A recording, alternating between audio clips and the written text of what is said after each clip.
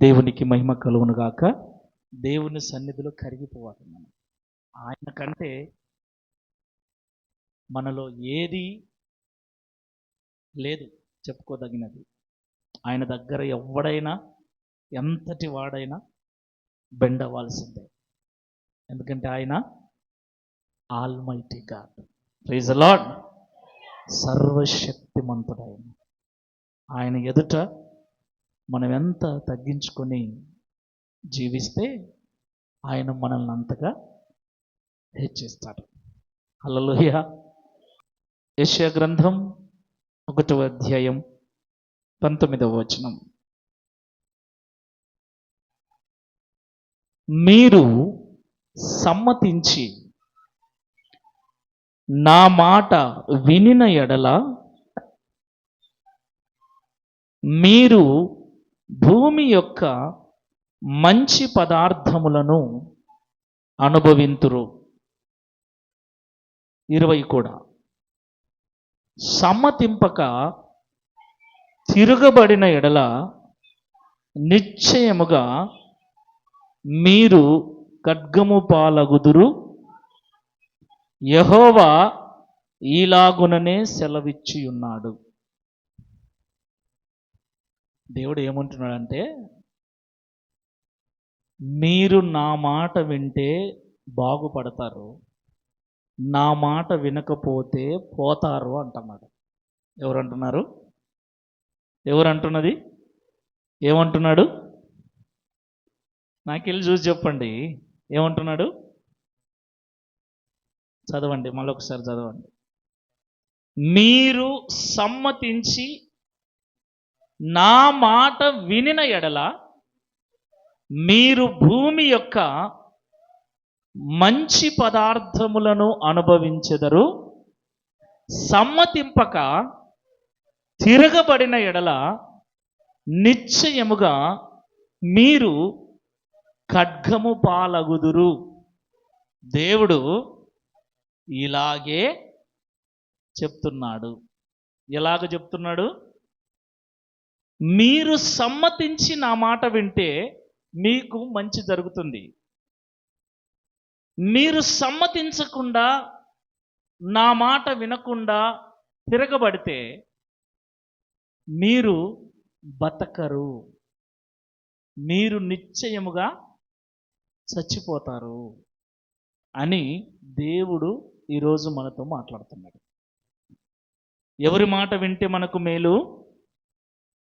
ఈ లోకంలో ఎవరి మాట విన్నా వినకపోయినా ఒక క్రైస్తవుడు, ఒక క్రైస్తవురాలు, సేవకుడైనా సరే, విశ్వాసులైనా సరే, ప్రవక్తలైనా సరే, యాజకులైనా సరే, ఉపదేశకులైనా సరే, సువార్థికులైనా సరే, వినువారైనా సరే, చెప్పువారైనా సరే, ఎవరైనా బాగుపడాలని ఉద్దేశం ఉంటే, బాగుపడాలి అంటే ఈ లోకంలో ఎవ్వరి మాట వినకపోయినా పర్లేదు, దేవుని మాట వింటే చాలు, బాగుపడతాడు. హల్లెలూయా, హల్లెలూయా. దేవుని మాట వినకుండా తిరగబడేవాడు ఖచ్చితంగా నాశనం అయిపోతాడు. సేవకుడైనా, విశ్వాసులైనా, అపోస్తలుడైనా, ప్రవక్తలైనా, రెవరెండ్లైనా, 22లైనా, ఫాదర్లైనా, గురువులైనా, బిషప్పులైనా, పోపులైనా దేవుని మాట వినకుండా తిరగబడేవాడు నిశ్చయముగా ఖడ్గము పాలవుతాడు. కాబట్టి బాగుపడాలి అంటే దేవుని మాట వినక తప్పదు. Praise the lord. హల్లెలూయా. ఇప్పుడు మీరందరూ దేవుని మాటలు వింటున్నారు కదా. ఇదే వచనాన్ని మీరు ఇంగ్లీష్ బైబిల్లో చూస్తే యెషయా గ్రంథము 1వ అధ్యాయం 19వ వచనంలో, if you are willing and obedient you shall eat the good of the land, but if you refuse and rebel you shall be eaten by the sword, for the mouth of the Lord has spoken. సమ్మతించటము అంటే దేవుని మాటలు వినటానికి నిన్ను నీవు సిద్ధం చేసుకోవాలి. First are you ready అంటుంటారు కొంతమంది పాస్టర్లు. ఏంటికి? ఇక్కడికి వచ్చిన తర్వాత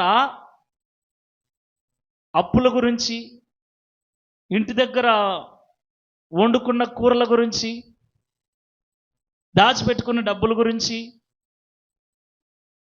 ఇంకా రకరకాల వాటి గురించి ఇక్కడ ఆలోచన చేయకూడదు. దేవుని మందిరంలో ఉన్న వ్యక్తులు ఇంటి దగ్గర విషయాల గురించి ఆలోచన కలిగి ఉంటే, లేదా పొలానికి గురించో, జాబును గురించో, అప్పుల గురించో, బాధల గురించో ఆలోచన కలిగి ఉంటే దేవుని వాక్యాన్ని సరిగ్గా వినలేరు.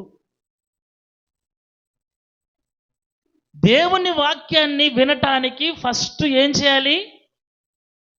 చేయాలండి? విల్లింగ్, సిద్ధపడాలి.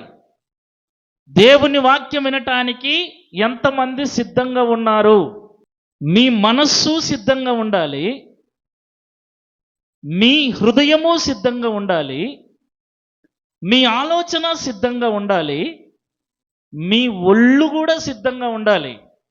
శరీరం, మీ శరీరం సిద్ధంగా లేకపోయినా, మీ మనస్సు సిద్ధంగా లేకపోయినా, మీ హృదయం సిద్ధంగా లేకపోయినా మీరు దేవుని వాక్యం విషయంలో సమ్మతిగా లేరని. అందుకే కొంతమంది నిద్రపోతుంటారు, కొంతమంది నుసులుతుంటారు, కొంతమంది జాంకులు బయటకు వచ్చంటారు, కొంతమంది ఆవలిస్తూ ఉంటారు, దిక్కులు చూస్తూ ఉంటారు. రకరకాల విన్యాసాలన్నీ సేవకుని కళ్ళకు కనపడుతుంటే ఒక్కొక్కరి బాధ. వారు అలాగ ఉండటానికి కారణం కొంతమంది చాలా శ్రద్ధగా వాక్యం వింటూ ఉంటారు. నాకు తెలిసి నా 20 ఏండ్ల సర్వీస్లో చాలా చోట్ల నేను వాక్యం చెప్పినా, నేను వాక్యం చెప్తున్నప్పుడు సిద్ధ మనస్సుతో వాక్యం వినేవాళ్ళు 100 మంది ఉంటే 10 మందే ఉంటారు. 100 మందిలో 10 మంది అంటే 20 మందిలో ఎంతమంది ఉంటారు? ఏమా మీరే లెక్కేసుకోండి. అందుకే మిమ్మల్ని సిద్ధపరచడానికి నేనేం చేస్తుంటే ఒక్కోసారి లేచి నిలబడండి అంటుంటా. మీరు సిద్ధపడకపోతే నేనన్నా మిమ్మల్ని ఏం చేయాలి? ఉదయము పిల్లలు స్కూల్కి వెళ్ళాలి, వాళ్ళు టయానికి లేవకపోతే, బ్రష్ చేయకపోతే, రెడీ కాకపోతే ఏం చేయాలి? తల్లిదండ్రులు లేరా అని లేపాలి, బ్రష్ చేయపోవాలి. ఒక్కొక్కసారి మనమే బ్రష్ చేయించాలి, ఒక్కోసారి మనమే స్నానం చేయించాలి, ఒకసారి మనమే బట్టలు వేయాలి. వాళ్ళు వేసుకోగలిగినా కూడా మనమే వేయాల్సి వస్తుంది. ఒకవేళ వాళ్ళు సిద్ధపడకపోతే టయానికి మనం సిద్ధపరచాలి.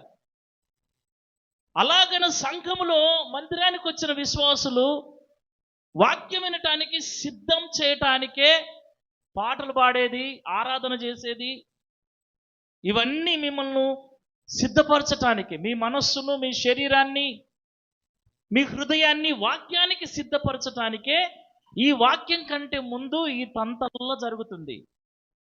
పాటలు పాడటం, ఆరాధన చేయటం, ఈ సంగీతము, ఈ చప్పట్లు, ఇవన్నీ మిమ్మల్ని వాక్యానికి సిద్ధపరచటానికి. ఎందుకంటే సిద్ధ మనస్సు లేకుండా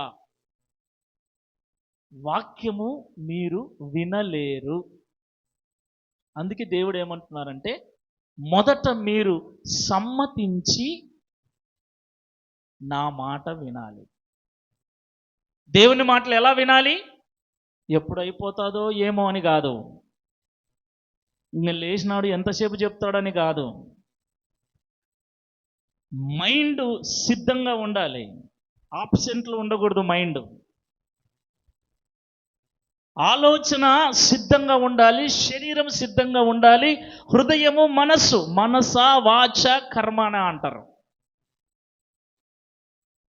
ఈ మూడింటిని సిద్ధం చేసుకొని దేవుని వాక్యం వింటే అప్పుడు నువ్వు ఆ వాక్యాన్ని అర్థం చేసుకుంటావు,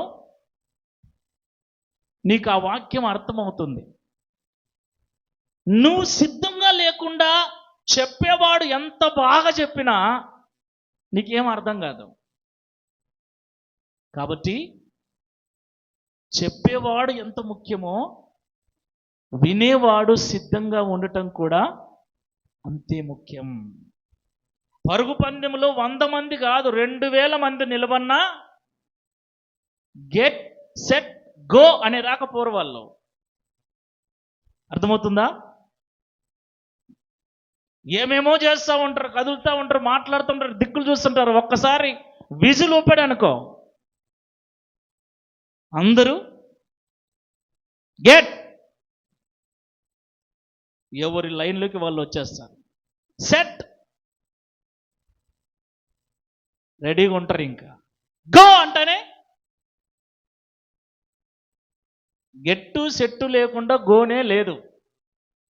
గెట్ సెట్ చెప్పకుండా గో అన్నామనుకో ఎవరెట్లా ఉరికేది కూడా తెలియదు. పరుగు ఒకేసారి అందరూ ఒకేసారి అడుగేస్తారు. అలా వెయ్యాలి అంటే అందరూ మైండ్ శరీరాన్ని సెట్ చేసుకోవాలి, సిద్ధపడాలి. దానికంటే ముఖ్యమైనది బ్రతుకు సాఫీగా సాగాలి అంటే ఈ జీవితంలో వచ్చే ఒడిదుడుకులను, ఈ సంసారంలో వచ్చేటువంటి సమస్యలను ఎదుర్కోవాలంటే, ఈ విశ్వాస జీవితంలో ఎదురయ్యే పోరాటాలను మనం అధిగమించాలి అంటే, మనం అంటూ ఉంటాం చూడండి, పంది బతుకుతున్నాడు వాడు బతుకుతున్నాడు, కుక్క బతుకుతుంది వాడు బతుకుతున్నాడు, గాడిద బతుకుతుంది, దున్నపోతు బతుకుతుంది, బరగొడ్డు బతుకుతుంది, వాడు బతుకుతున్నాడు అంటామే. ఆ బతుకు కాదు. ఒక మంచి జీవితాన్ని, ఒక మంచి బ్రతుకును, క్రమశిక్షణతో క్రమముతో కూడిన ఒక సంసార జీవితాన్ని మనము జీవించాలి, అలవర్చుకోవాలి అంటే సిద్ధంగా దేవుని వాక్యాన్ని వినాలి. సిద్ధపాటు లేకుండా దేవుని వాక్యం వినలేము, విన్నా మనకు అర్థం కాదు. కాబట్టి అన్ని పక్కన పెట్టేసేయండి. ఫస్ట్ ఇక్కడికి వచ్చారు మీరు, అంతే. నీ కొడుకు ఏడ ఉన్నాడు, నీ భార్య ఏడ ఉంది, వాళ్ళు ఇప్పుడు నీకు గుర్తు రాకూడదు.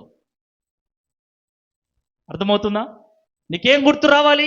ఇప్పుడు దేవుడు నాతో ఏం మాట్లాడబోతున్నాడు, నెక్స్ట్ లైన్ ఏంటి, నెక్స్ట్ వచనం ఏంటి, ఏమి రోజు నాకు నేర్పించబోతున్నాడు అనే ధ్యాస నీకు ఉండాలి.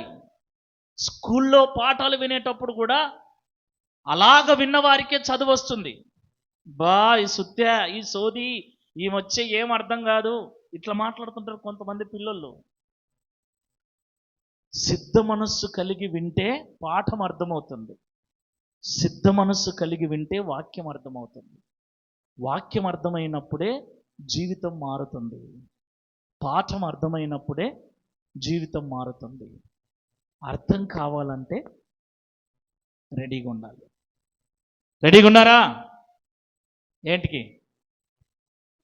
వాక్యం వినండి. దేవుడు అంటున్నాడు, మీరు సమ్మతించి నా మాట వినిన ఎడల.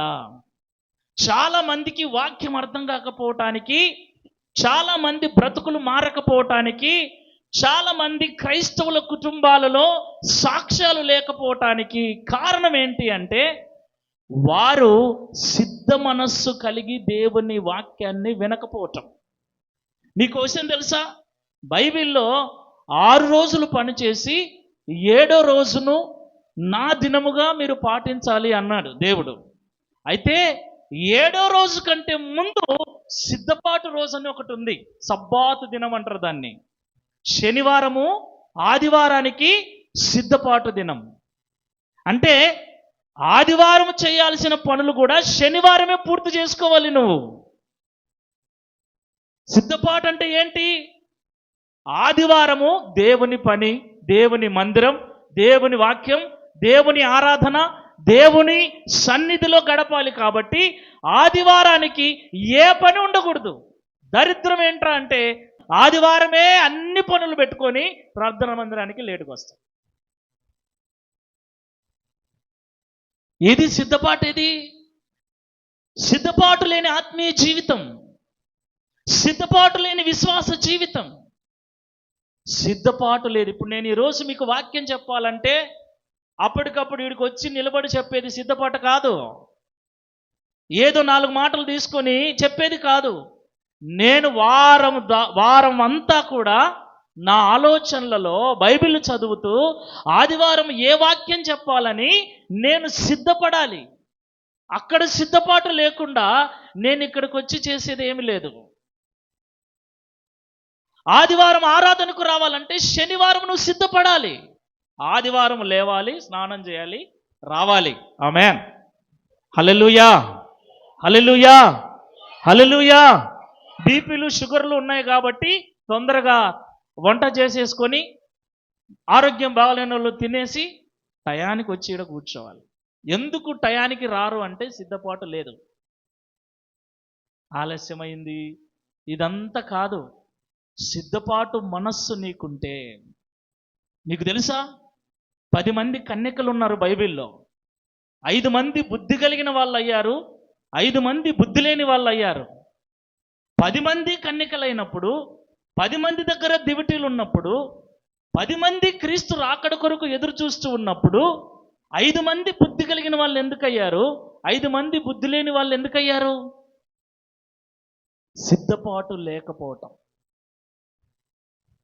అర్థమవుతుందా?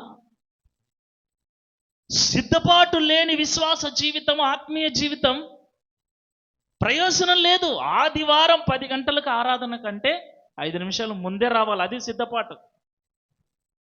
10 గంటలకు ఆరాధన అంటే 10:30కు నిక్కి నిలుక్కొని వస్తుంది, సిద్ధపాటు కాదు. నువ్వు బుద్ధి లేని కన్యకవని లేటుగా వస్తే, దేవుని వాక్యం వింటున్న వాక్యానికి వెళ్తే సాల్లే. నిన్ను ఆరాధనలు ఇక్కడ నువ్వు పగలంతా ఏవేవో ఆలోచనలు, ఏవేవో మాటలు, ఏవేవో పనులు చేస్తే ఇక్కడికి వచ్చిన తర్వాత వాక్యానికి ముందు 1 గంట సేపు పాటలు, ఆరాధన, చప్పట్లు ఎందుకు?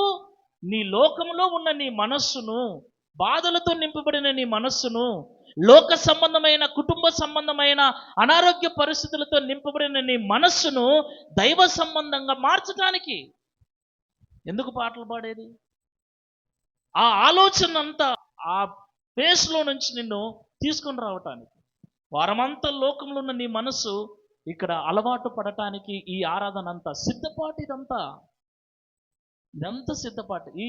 ఈ సిద్ధపాటు విషయంలో నువ్వు సరిగ్గా లేకపోతే అంతే. అందుకే వాక్యం వినే ముందు నీ మనస్సును, నీ మైండ్ను, నీ శరీరాన్ని సిద్ధపరచుకో. నిద్ర వస్తుంది అంటే నువ్వు సిద్ధంగా లేవని అర్థం. అర్థమవుతుందా? ఎట్లా పడితే అట్లా వినండి నా మాటలు అనలేదు దేవుడు.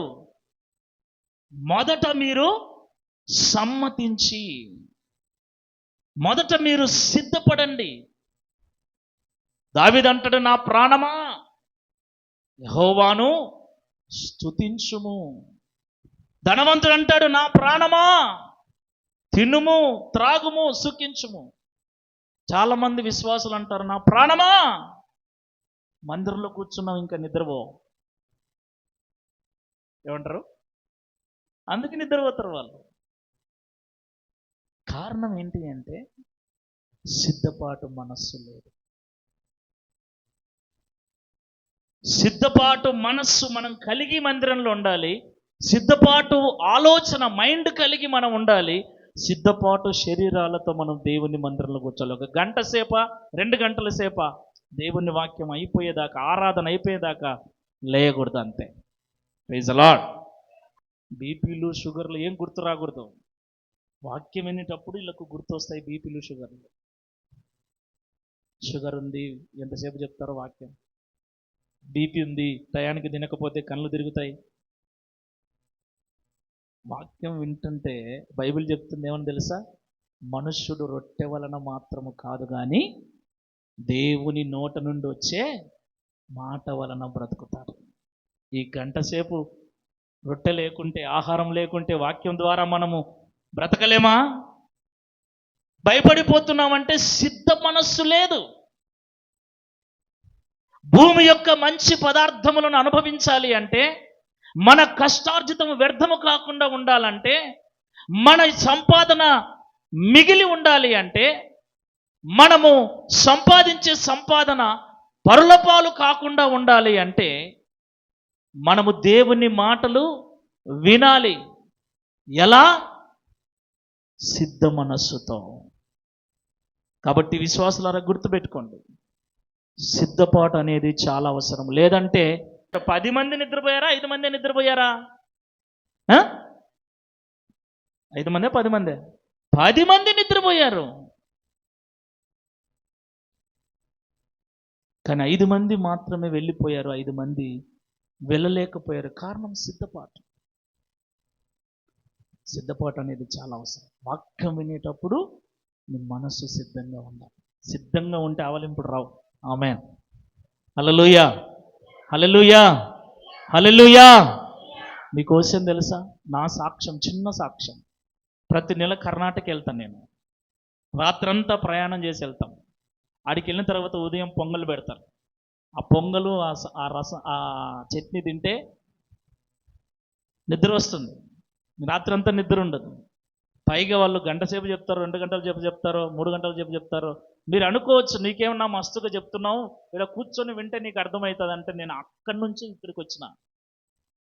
ఇప్పుడు కూడా ప్రతి నెల మీలాగా వేరే పాస్టర్లు చెప్తూ ఉంటే 2 గంటలు 3 గంటలు కూడా 3 గంటలు కనీసం బాత్రూమ్ కూడా వెళ్లకుండా కూర్చుంటాను నేను. మిగతా పాస్టర్లు చాలా మంది నన్ను అడుగుతారు, ఏంటన్నా నీకు ఎంత ఓపిక, అసలు లెయ్యవు నువ్వు. ఒక్కటే మైండ్. కూర్చుంటే ఆమెను అనేదాకా బయటికి లేచిపోకూడదు. ముందే మైండ్ సిద్ధం చేసుకుంటా. ఇప్పటికి ఎన్ని ఏండ్ల నుంచి వెళ్తున్నాను. అప్పుడే కాదు, ఇప్పుడే కాదు, ఏ మీటింగ్కి వెళ్ళినా ఎంతమంది లేచిపోతున్నా, ఎంతమంది వచ్చి కూర్చుంటున్నా, నేను అయిపోయేదాకా, వన్స్ ఒకసారి లోపలికి వెళ్తే అయిపోయేదాకా. పాట పాడేటప్పుడు అట్ట పోయేద్దాం, మీరు పోతుంటారు. ఇక్కడ పాట పాడుతుంటే మీరు పోతుంటారు. అందరు కళ్ళు మూసుకున్నాక అట్ట పోతారు. ఎందుకు? ఏమండి, 1 గంట సేపు ఆపుకోలేరా? 2 గంటలు ఆపుకోలేరా? సిద్ధపాటు ఇక్కడ ఉంటే మీరు వచ్చేటప్పుడే నీ మైండ్ ఏం చేయాలి? టైం పెట్టుకొని రావాలి మైండ్కి. ఏమని? 10 గంటలకి అన్న వాక్యానికి లేస్తే అయిపోయేదాకా. చూడండి, వాక్యం అయిపోయి ఆరాధనకు మోకరించేసరికి నీళ్ళకొకళ్ళు, బాత్రూములకొకళ్ళు. అది క్రమమా? అది ఆశీర్వాదమా? ఎందుకు ఇలాగ తయారవుతున్నారు మీరంటే, మీరు మీ మైండ్ను సిద్ధం చేసుకోలేదు. ఇది దేవుని మందిరం, ఆరాధించడానికి వచ్చాము. ఈ సమయం 2 గంటలు. ఈ 2 గంటలు అయిపోయేదాకా బయటికి వెళ్ళకూడదు, కట్టు కదలకూడదు. ఏమవుతుందో చూద్దాం. ఆమేన్. చిన్నపిల్లలం కాదు ప్యాంటు తడుపుకోవడానికి. చిన్నపిల్లలమా? చిన్నపిల్లలు మేలు మనకంటే. ఎందుకింత బలహీనత? ఎందుకింత అక్రమము? ఎందుకు అంటే సిద్ధపాటు లేదు, సమ్మతి లేదు. దేవుని మందిరం విషయంలో, వాక్యం విషయంలో, ఆరాధన విషయంలో సమ్మతించండి. సమ్మతి లేకుండా ఆరాధన చేస్తే, సమ్మతి లేకుండా పాట పాడితే, సమ్మతి లేకుండా సిద్ధపాటు. ఈరోజు పాట పాడాలంటే నువ్వు వారమంతా నేర్చుకోవాలి. ఇంటి దగ్గర వారమంతా నేర్చుకొని వచ్చి పాడి చూడు ఎట్టుంటుందో. ఈడికి వచ్చినాక ఏం పాట పాడాలా అనుకుని ఈడ పాడితే మీ ముఖం ఇట్ట, మీ నాలుక ఇట్ట, ఇంకా వాడు ఇంకా తలకాయ వేలేసి అంటుంటాడు. ఏం చేయాలి పాపం వాడు? సిద్ధపాటు ఉండాలి. శనివారం సిద్ధపాటు. ఏ పాటలు పాడాలి, ఏ వాక్యం చెప్పాలి, ఎలాగ ఆరాధించాలి, సిద్ధపాటు. 2వ విషయము చదవండి మరొకసారి. మీరు సమ్మతించి నా మాట వినిన ఎడల మీరు భూమి యొక్క మంచి పదార్థములను అనుభవింతురు. సమ్మతింపక తిరగబడిన ఎడల నిశ్చయముగా మీరు ఖడ్గము పాలగుదురని యెహోవా సెలవిచ్చుచున్నాడు. మొదటిది, వాక్యము వినేటప్పుడు సమ్మతించాలి. 2వది, వినాలి. సమ్మతించాలి, సమ్మతించిన తర్వాత వినాలి. నేను ఇందాక చెప్పాను, సమ్మతించటం అంటే సిద్ధపాటు. వినటము అంటే అక్కడ రాయబడింది ఒబీడియంట్ అని రాయబడింది. వినటము అంటే ఒబీడియంట్. ఒబీడియంట్ అంటే ఏంటి? విధేయత, లోబడటం. అంటే విన్న వాక్యాన్ని నిజంగా నువ్వు ఎప్పుడు విన్నట్లు అవుతుందంటే నువ్వు ఆ రకంగా చేసినప్పుడు విన్నట్లు అవుతుంది. ఫర్ ఎగ్జాంపుల్, యేసుక్రీస్తు ప్రభుల వారు ఒక ఉపమానం చెప్పారు. ఒక తండ్రికి 2 కొడుకులు ఉన్నారు. వారిలో పెద్దవాడిని పిలిచి, ఒరే, ఈరోజు తోటలో పని ఉంది, నువ్వు తోటకి వెళ్ళి పని చేయరా పెద్దోడా అన్నాడు. అప్పుడు ఆ పెద్ద కొడుకు అన్నాడు, లే డాడీ, నాకు వేరే పని ఉంది, నేను వెళ్ళను, చిన్నోనికి చెప్పు అన్నాడు. అని వెళ్ళిపోయాడు. వెళ్ళిపోయిన తర్వాత కొద్దిసేపటికో లేదో ఒక గంటకో లేదో మధ్యాహ్నానికో, అరే నా తండ్రి నాకు ఒక మాట చెప్పాడు కదా తోటలో పని చేయమని, కాబట్టి నేను వెళ్ళి చేస్తాను అని మనస్సు మార్చుకొని వెళ్ళి పనిచేశాడు. ఈ విషయము తండ్రికి తెలియక చిన్నోన్ని పిలిచాడు. ఒరే చిన్నోడా, తోటలో పని ఉంది, నీవు వెళ్ళి ఆ తోట పని చేసుకొని రాపు అంటే, నానా ఇప్పుడే వెళ్తానా, ఒక 5 నిమిషాలు, ఖచ్చితంగా వెళ్తానా అన్న అని చెప్పి వెళ్ళటం మానేశాడు. బాగా వినండి ఈ మాట, నేను చదివిస్తాను మీకు. ఇదే మాట మీకు అర్థం అవుతుంది. ఇంకా చదవండి, ఆ మాట చదవండి. మత్తయి సువార్త 21వ అధ్యాయం 28 నుండి. ఒక మనుష్యునికి 2 కుమారులుండిరి. అతడు మొదటివాని యొద్దకు వచ్చి, కుమారుడా, ఈరోజే పోయి ద్రాక్ష తోటలో పని చేయమని చెప్పగా, వాడు నేను పోను, నాకు వేరే పని ఉంది అని చెప్పాడు. కానీ పిమ్మట అంటే తరువాత మనసు మార్చుకొని పోయాడు. అతడు రెండో వాని యొద్దకు వచ్చి వాళ్ళ నాన్న రెండో వాడిని పిలిచి ఆ ప్రకారమే చెప్పాడు. ఏ ప్రకారం? ఒరే చిన్నోడా, ద్రాక్ష తోటలో పని ఉంది, మీ అన్నకు చెప్తే మీ అన్న పోనన్నాడు, నువ్వన్న పోరా అని చెప్పాడు. అప్పుడు చిన్నోడు ఏం చేశాడు? నైనా పోతానని చెప్పి పోలేదు. ఈ ఇద్దరిలో ఎవడు తండ్రి ఇష్ట ప్రకారము చేసిన వాడని వారిని అడిగెను. అందుకు వారు మొదటివాడే అనిరి. చాలు, ఇప్పుడు నాకెళ్ళి చూడండి. మొదటివాడేమో పోను అని పోయినాడు, రెండో వాడేమో పోతానని పోలేదు. వీళ్ళిద్దరిట్లలో మాట విన్నోడెవరు? ఇప్పుడు ఇద్దరికి చెప్పినాడా లేదా అండి? ఇద్దరికి చెప్పినాడు. ఏమని? తోటలో, ద్రాక్ష తోటలో పని ఉంది, పనికి వెళ్ళరా, పని చేసిరా, ఇద్దరికి చెప్పాడు. అంటే మాట ఇద్దరు విన్నాడా లేదా? చెవి గలవాడు వినుగాక. విన్నాడా? అయితే వీరిద్దరిట్లలో నిజంగా ఎవరు విన్నారు? ఎవరు? పోను అని పోయినోడు, పోతాను అని పోనోడు కాదు. అంటే మాట వినటము అంటే అర్థం ఏంటి? మీరు సమ్మతించి నా మాట వినిన ఎడలా, అంటే ఆ మాటకు అర్థం ఏంటి అంటే మీరు సిద్ధ మనస్సుతో, రే పెద్దడా అని నాన్న పిలవగానే వీనికి లోపల ఒక సిద్ధ మనస్సు రావాలి. ఏమని? నాన్నకు ఏదో పని పడింది నాతో, కాబట్టి నాన్న చెప్పిన మాట నేను వినాలి అని సిద్ధ మనస్సు కలిగే వీడు రావాలి. మొదటి పాయింట్. ఒకవేళ చెప్పిన తర్వాత అయినా సరే సిద్ధ మనస్సు కలిగి జీవించాలి. Praise the lord. ఒకటి, ఇప్పుడు మా అమ్మ నన్ను పిలిచేది, చాలాసార్లు చెప్పాను నేను ఈ మాట మీకు. పిల్లల్ని ఎందుకు పిలిచారు తల్లిదండ్రులు? ఏదన్నా పని చెప్పడానికి పిలుస్తాను.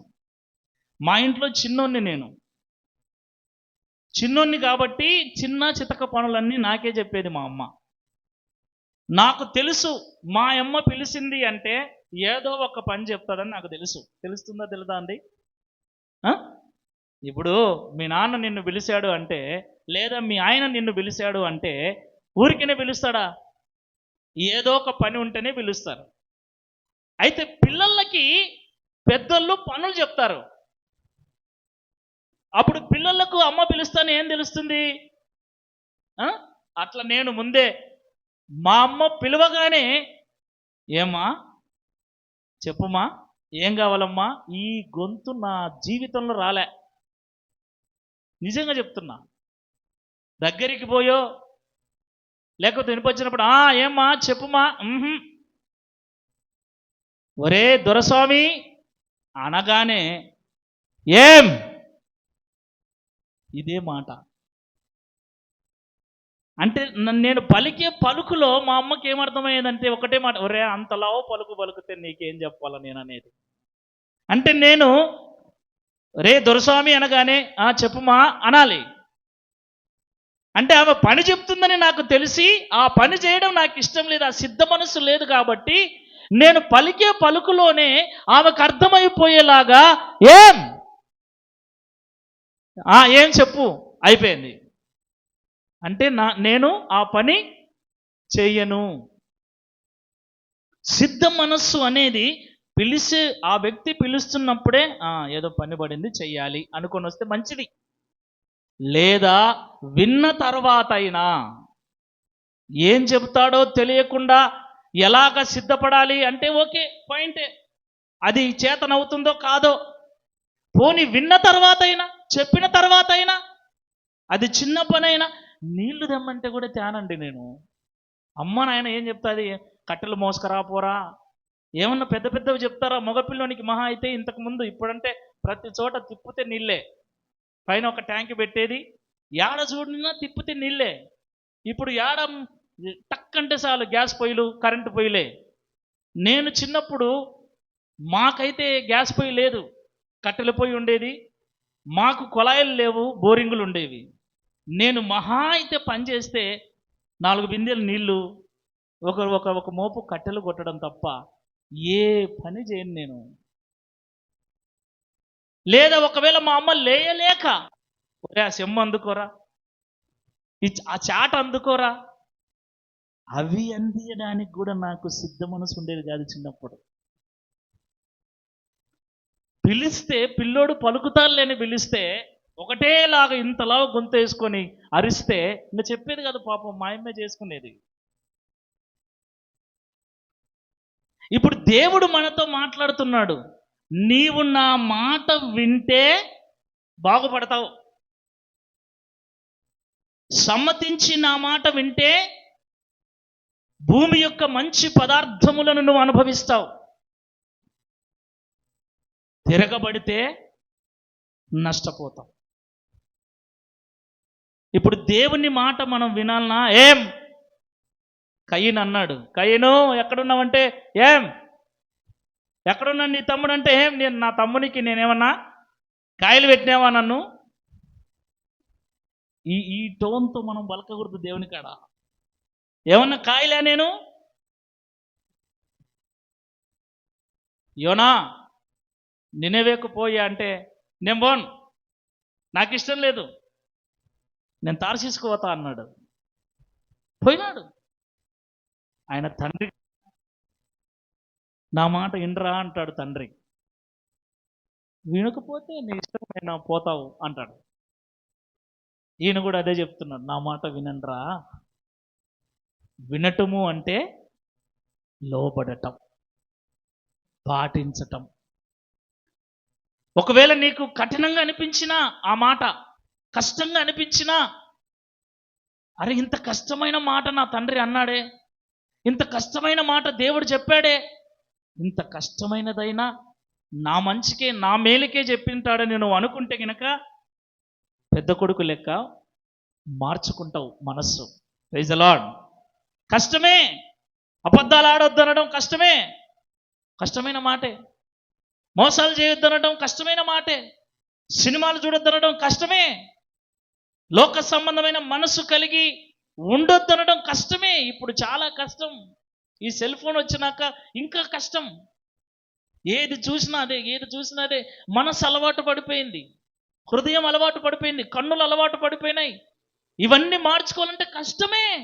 కష్టమైన పని దేవుడు మనకు చెప్తున్నాడంటే దాని వెనక ఎంత పెద్ద ఆశీర్వాదం ఉంటుందో కాస్త ఆలోచించండి.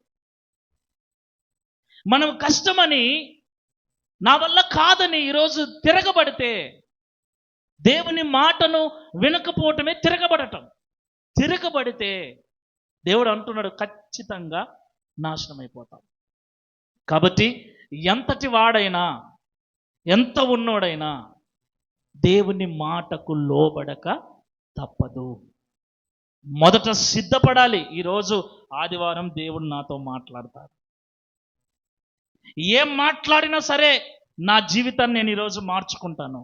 ఏం మాట్లాడినా సరే ఈరోజు నేను సరి చేసుకుంటాను. ఏం మాట్లాడినా సరే నా మంచి కోసమే. ఏం మాట్లాడినా సరే నా మేలు కోసమే. ఏమి చెప్పినా సరే అది నా కుటుంబ బాగు కోసమే. ఏమి చెప్పినా సరే అది నా కుటుంబ క్షేమం కోసమే అనే సిద్ధ మనసుతో నువ్వు వస్తే వాక్యాన్ని వింటావు, లేదంటే అలుగుతావు. విన్న తర్వాత అయినా ఏందిటో చెప్పినాడు, ఏం వాక్యాలే లేవా అంటావు. సిద్ధ మనస్సు ఉండాలి. Praise the lord. సిద్ధ మనసు చాలా అవసరం. వినండి. కష్టమైన మాట అయినా దేవుని మాటకు లోబడితే మంచి జరుగుతుంది మనకు. వినకపోతే నష్టం జరుగుతుంది. కష్టమైన వదులుకోవాలంటే వదులుకోవాలి, విడిచిపెట్టాలంటే విడిచిపెట్టాలి, వద్దంటే వద్దు. ఆమేన్. హల్లెలూయా. ప్రభు కష్టంగా ఉంది, నా వల్ల కావట్లేదు అంటే కూడా ఆయన సాయం చేస్తాడు. ఆమేన్. ఈరోజు నువ్వు మాట్లాడవు, ప్రభు ఇలా ఉండొద్దని, అలా ఉండటానికి నేను ఎంత ప్రయత్నం చేస్తున్నా నా వల్ల కావట్లేదని నువ్వు ప్రభుని అడిగితే, ప్రార్థన చేస్తే ఆయన నీకు సహాయం చేస్తాడు. బైబిల్ అదే చెప్తుంది, శోధన నుండి తప్పించుకునే మార్గాన్ని కూడా ఆయనే చూపిస్తాడు. హల్లెలూయా, హల్లెలూయా. అవునండి. దేవుని వైపు చూసినప్పుడు, అయ్యా నా వల్ల కాలేదు అన్నప్పుడు ఎక్కడికి వెళ్తే అవుతుందో ఆయనే చూపిస్తాడు. కాలేదు అని ఇక్కడ మనం నిలబడిపోతే ఇంకేమి చేయలేము. కాబట్టి కష్టమైనా సరే దేవుడు ఆ కష్టాన్ని భరించటానికి, జయించటానికి, శక్తిని ఇవ్వటానికి సమర్థుడై ఉన్నాడు. హల్లెలూయా. దీనికి అన్నిటికీ నీ హృదయాన్ని సిద్ధం చేసుకొని నువ్వు దేవుని మాటకు లోబడితే మంచి జరుగుతుంది. అందులో సందేహమే లేదు. సీరియస్గా చెప్తున్నా, దేవుని మాటకు లోబడిన వాడు చెడిపోయినట్లు ఈ మానవ చరిత్రలో లేదు. దేవుని మాటకు లోబడిన వాడు బాగుపడినట్లు కూడా ఈ చరిత్రలో లేదు. ఈ విషయాన్ని మైండ్లో పెట్టుకొని మనమందరము నడుచుకోవటం చాలా మంచిది. సమ్మతించటము అంటే సిద్ధపడటం, వినటము అంటే లోబడటం, లోబడటం అంటే పాటించటం. దేవుడు ఏం చెప్తున్నాడో వినండి, పాటించండి, ఆ తర్వాత అద్భుతాలు చూడండి. దేవుడు అట్టి కృప అనుగ్రహించును గాక.